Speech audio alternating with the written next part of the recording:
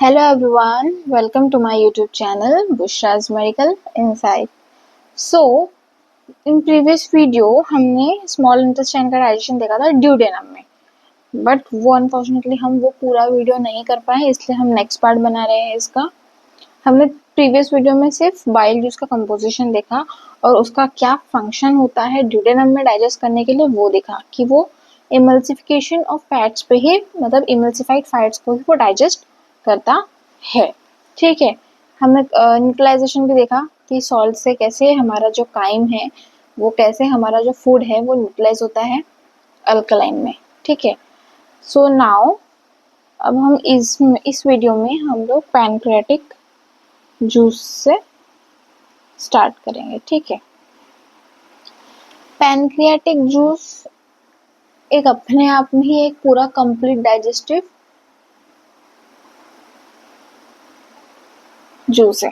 ठीक है, अगर हम देखें कि पीजे इज पैनक्रियाटिक जूस, ठीक है, आपको कंफ्यूजन नहीं होना चाहिए। जो ये जो पैनक्रियाटिक जूस है ये एक्सोक्राइन सेल्स, पैनक्रियास के एक्सोक्राइन सेल्स से सिक्रेट होती है। So this is secreted by exocrine cells of pancreas.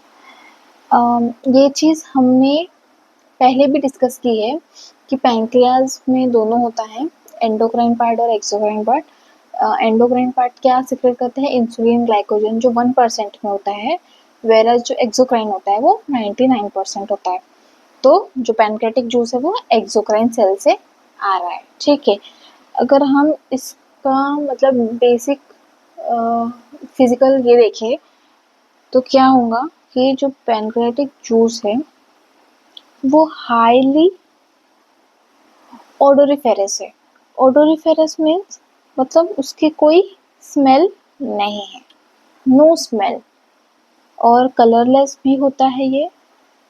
And basic fluid means उसका जो पीएच होता है वो 7.8 होता है ऑलमोस्ट। ठीक है, जिसमें हमने देखा कि क्या होता है, which contains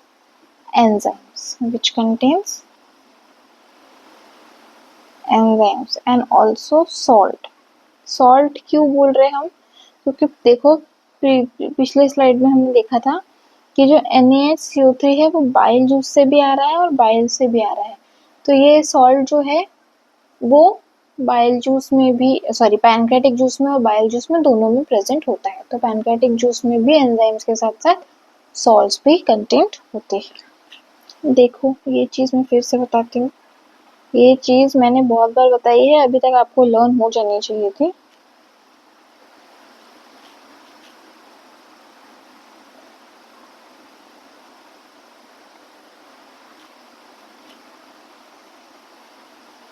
क्या है? ये है ड्यूडेनम, ये पैनक्रियास, जो पैनक्रियास से जो डक्ट आ रहा है उसे हम बोलेंगे पैनक्रियाटिक डक्ट। ये है बाइल डक्ट, जो ये दोनों अटैच हो रहे हैं, ये है हेपाटो पैनक्रियाटिक डक्ट। और जो कॉमन ओपनिंग जो ड्यूडेनम में हो रही है क्या है ये? बट बहुत बार रिपीट कर चुकी हूँ मैं, I am full of water. ये अब तक ना आप लोगों को याद हो जाना चाहिए था। ठीक है, तो फिर क्लियर है पैनक्रियाटिक जूस कहाँ से आ रहा है, बाइल जूस कहाँ से आ रहा है, और ये सारा कुछ ड्यूडेनम में कहाँ से आ रहा है। ठीक है, चलो अब हम बात करते हैं कंपोजिशन की। Composition of pancreatic juice. अब इस पैनक्रियाटिक जूस में टोटल अमाउंट ऑफ सिक्रीशन कितना होता है पैनक्रियाटिक जूस का? 500 to 800 ml। Water 98%, pH 7.5 to 8.3 and salt is 2%। ठीक है, पैनक्रियाटिक जूस सिर्फ इनऑर्गेनिक सॉल्ट कंटेन करता है। ये चीज हमने पहले भी बताई है, स्टार्टिंग के वीडियो के स्टार्टिंग में भी बताई है कि pancreatic juice itself is a complete digestive food. ये बहुत बहुत इम्पोर्टेंट है, नीट पॉइंट से पूछ सकता है कि कौन सा मतलब कौन सा जूस कंप्लीट डाइजेस्टिव जूस है। Complete digestive juice, complete digestive, यहाँ पे जूस आएगा।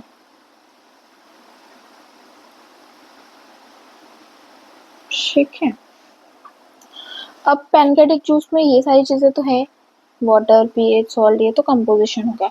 उसके बाद एंजाइम्स भी होते हैं। कौन से? Pancreatic amylase. इसका काम क्या होता है? ये स्टार्च को डाइजेस्ट करने में काम आता है। ट्रिप्सिनोजेन प्रोटीन डाइजेस्टिव एंजाइम है। काइमोट्रिप्सिनोजेन भी सेम प्रोटीन डाइजेस्टिव ग्लैंड है। प्रोकार्बोक्सिली पेप्टाइडेज ये पेप्टाइड डाइजेस्टिव एंजाइम है। लाइपेज लिपिड डाइजेस्टिव एंजाइम है। और न्यूक्लियस न्यूक्लिक एसिड को डाइजेस्ट करता है। न्यूक्लिक एसिड डाइजेस्टिव एंजाइम है। यहाँ तक क्लियर है सबको? अब हम आगे ना इन सब एंजाइम्स के रिएक्शंस देखते हैं। चलो, तो अब आते हैं रिएक्शंस पर। पहला एंजाइम हमने देखा था पैनक्रियाटिक अमाइलेज। अभी आपको याद होना चाहिए कि हमने पहले स्टार्च कहाँ पे डाइजेस्ट किया था, कहाँ पे ब्रेक डाउन किया था, याद करो। ओरल कैविटी में हमने 30%, बक्कल कैविटी में कितने परसेंट स्टार्च को किया था? 30% स्टार्च को हमने किया था। क्यों 30% किया था? क्यों? ड्यू टू पीएच जो कि 6.8 था। ठीक है, अब हम पैनक्रियाटिक जूस से कर रहे हैं जो कि है इसका पीएच 7.8, पैनक्रियाटिक जूस का। इसलिए हम 70% स्टार्च को डाइजेस्ट करेंगे। हो गया 100%। अमाइलेज की हेल्प से स्टार्च को हम माल्टोस में कर रहे हैं। ठीक है, अब ट्रिप्सिनोजेन और काइमोट्रिप्सिनोजेन ये जो है ये सब इनएक्टिव फॉर्म है। ये चीज हमने पहले भी देखी है, स्टमक डाइजेशन इन स्टमक में प्रोरेनिन, ये सारी चीजों में देखा था हमने कि ये सब क्या है? इनएक्टिव है। ये सब इनएक्टिव फॉर्म में है और ये एक्टिव फॉर्म में। ठीक है, तो पहले ट्रिप्सिनोजेन को हम एक्टिव फॉर्म में करेंगे। ट्रिप्सिन में with help of calcium and enterokinase और एंटेरोपेप्टाइडेज। ये जो एंटेरोकाइनेज, एंटेरो मीन्स इन, अंदर, इनसाइड, पेप्टाइड तो working on the peptide bond. ठीक है, तो जो ड्यूडेनम से निकलता है। ठीक है, कि याद रखना कि एंटेरोकाइनेज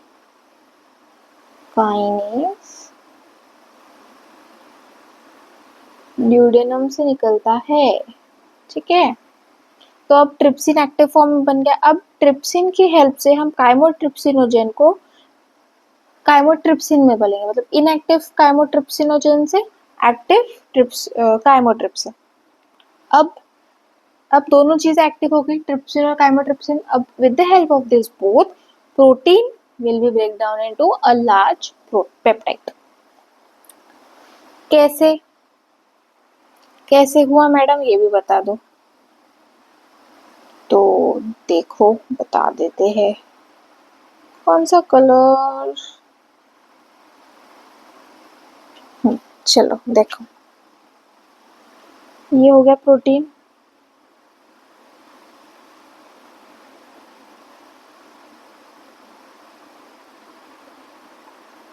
ये हो गई प्रोटीन। इस पे क्या एक्ट हुआ? Trypsin plus chymotrypsin. ठीक है, जिस वजह से क्या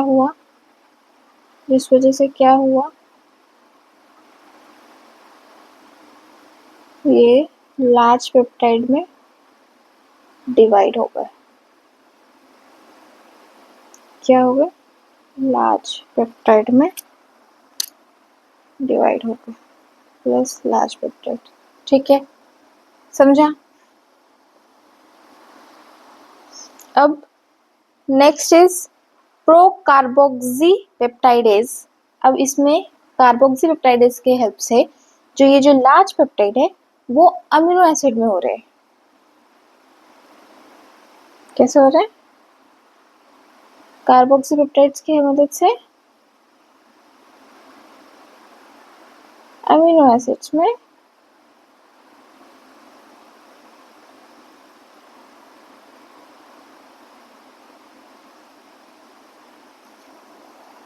हो गए फ्री फॉर्म में। फ्री फॉर्म में अमीनो एसिड कहाँ बन रहे हैं, ड्यूडेनम में। ठीक है, next is lipase, fats. Lipase act करेगा फैट पे, डाइग्लिसराइड मोनोग्लिसराइड बनेगा। कैसे, जो फैट है, अगर हम फैट का स्ट्रक्चर देखें तो फैट में क्या होता है, 1 molecule of glycerol and 3 molecules of fatty acid. अगर लाइपेज काम करेगा तो एक फैटी एसिड रिड्यूस करेगा तो 1 glycerol and 2 fatty acid in diglyceride. Again, lipase will act in diglyceride, 1 glycerol and 1 fatty acid. ठीक है, समझा। नेक्स्ट एंजाइम कौन सा था, न्यूक्लियस। चल अब आते हैं next reaction to the nucleus. Nucleic acid, nucleic acid में होता है हमारा जेनेटिक मटेरियल जो होता है डीएनए एंड आरएनए। ठीक है, क्या क्या होता है डीएनए और आरएनए में, न्यूक्लिक एसिड में क्या होता है, देखा जाए तो एक पेंटोस शुगर होता है, बोलो ना, पेंटोस शुगर होता है। नाइट्रोजनस बेस होता है। कौन से नाइट्रोजनस बेस होते हैं, ये चीज़ें मुझे बताने की ज़रूरत नहीं पड़नी चाहिए थी। Adenine, guanine, thymine, cytosine. और होता है फॉस्फेट ग्रुप। ठीक है, अब न्यूक्लिक एसिड पे न्यूक्लियस एक्ट करेगा तो न्यूक्लियोटाइड बनेगा, मतलब डीएनए माइनस फॉस्फेट ग्रुप। ठीक है, अब ये निकल गया, न्यूक्लियस एक्ट हुआ तो अब पेंटोज और नाइट्रोजनस बेस बचा। ठीक है, अब न्यूक्लियोसाइडेस एक्ट हुआ, नाउ डीएनए माइनस शुगर। अब ये भी कट हो गया, बचा क्या, नाइट्रोजनस बेस। ठीक है, समझा। Now next digest intestinal juice. अब digestion by the intestine juice, अब उसके थ्रू स्मॉल इंटेस्टाइन भी एक अपना जूस निकालता है जो है सकस एंटेरोकस,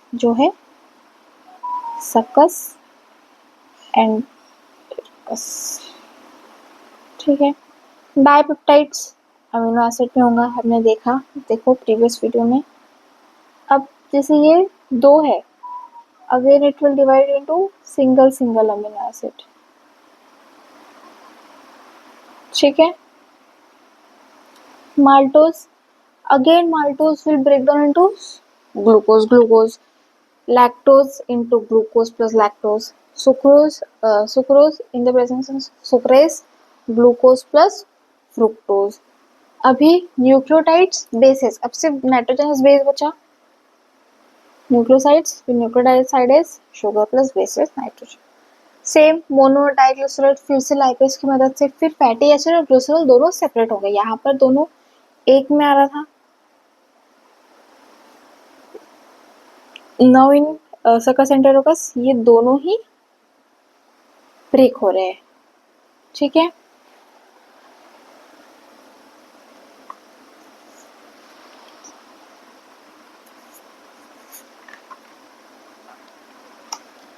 अब हम आते हैं जेजुनम और इलियम। अब जेजुनम और इलियम में कितना डाइजेशन होता है, मोस्ट मतलब majority of digestion occurs in duodenum only. ठीक है। जो जेजुनम और इलियम में होता है ना, वो थोड़ा बहुत अगर डाइजेशन हुआ है, बचा है तो हो जाएगा, या फिर अब्जॉर्प्शन ही होगा मेनली इलियम में, ठीक है। तो हमने देखा, wait, see in this diagram हमें क्रिप्ट्स ऑफ लिबरकुन देखा था जब हम स्मॉल इंटेस्टाइन का ये पढ़ रहे थे स्ट्रक्चर। ये देखो, ये नेक्स्ट वीडियो में भी हमें, हाँ ये देखो, इसमें मैंने बना के बताया था। ये जो है क्रिप्ट्स ऑफ लिबरकुन, ये वाला पार्ट, यहाँ पे सकस एंटेरोकस मतलब इंटेस्टाइनल जूस सीक्रेट होता है, ये चीज हमने देखी थी। क्या कंटेन करता है? वाटर 99% एंड डाइजेस्टिव एंजाइम 1% और लेस देन ऑल्सो 1%, थोड़ा बहुत, ठीक है। याद आया कि क्रिप्स ऑफ लिबरकुन हमने पढ़ा था? हाँ, नहीं पढ़ा है तो प्रीवियस वीडियो में जाके चेक करो, यहाँ पे, ठीक है। क्रिप्स ऑफ लिबरकुन ये है, क्रिप्स ऑफ लिबरकुन। क्या काम था यहाँ पे? जो विलाय, माइक्रोविलाय का एब्जॉर्प्शन करने का, एब्जॉर्प्शन करने का, ठीक है। यहाँ पे हमारा अब पूरा पार्ट स्मॉल इंटेस्टाइन में कितना डाइजेशन हो रहा है, कैसे हो रहा है, ड्यूडेनम में क्या हो रहा है, जेजुनम में क्या हो रहा है, इलियम में क्या हो रहा है, कैसे कैसे रिएक्शंस हो रहे हैं, कौन से एंजाइम्स कौन से इनएक्टिव फॉर्म में है, कौन से एक्ट होकर एक्टिव फॉर्म में हो रहे हैं, ये सारी चीज़ें हमने अब स्मॉल इंटेस्टाइन में कवर कर ली है। प्रीवियस वीडियो जो हमने स्मॉल इंटेस्टाइन का ये देखा, बनाया था या देखा था, तो उसमें हमने बाइल जूस तक किया था। ड्यू टू सम रीज़न वो उतना ही हुआ था, बट नेक्स्ट पार्ट मैंने अपलोड कर दूंगी, ये वाला पार्ट जल्दी आ जाएगा। इसमें आपको फिर से पैनक्रियाटिक जूस से हो जाएगा। तो ये दोनों पार्ट पूरा स्मॉल इंटेस्टाइन पे है, पूरा डिटेल में बताया है, टेंशन लेने की ज़रूरत नहीं है, हो जाएगा सब, ठीक है। अब नेक्स्ट वीडियो में हमारा लास्ट डाइजेशन पार्ट देखते हैं, जो है लार्ज इंटेस्टाइन पे। उसके बाद हमारा डाइजेस्टिव ग्लैंड्स मतलब how the physiology of digestion वो खत्म हो जाएगा। उसके बाद हम एब्जॉर्प्शन स्टार्ट करेंगे। चलो, मिलते हैं नेक्स्ट वीडियो में, तब तक के अल्लाह हाफिज़। प्लीज़ मेरे चैनल को सब्सक्राइब करो, अपने फ्रेंड्स को शेयर करो, लाइक करो, बाय बाय और खुश रहो, बाय।